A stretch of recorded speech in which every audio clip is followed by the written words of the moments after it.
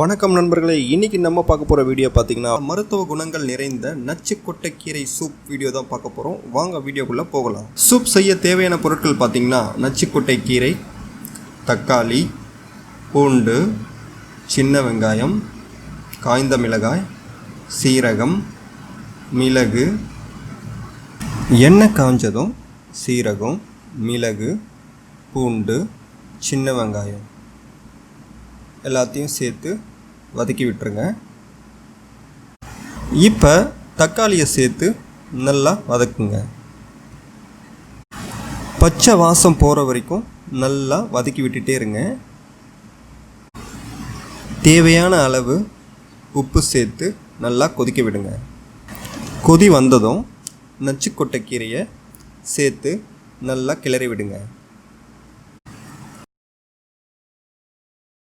இப்போ நல்லா கொதி வந்துருச்சு.